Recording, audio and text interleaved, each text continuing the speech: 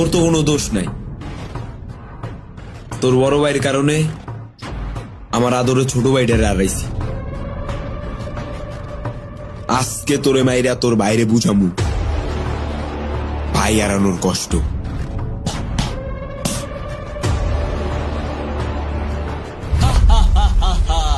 আমাকে একটা মশাই কামড় দিলে আমার ভাই 10টা কয়েল জ্বালায় দেয়, আর তোর আমাকে মারবি ভাবছোস? আমার ভাই যদি এখানে আসে তোরা একজনও বাঁচতে পারবি না।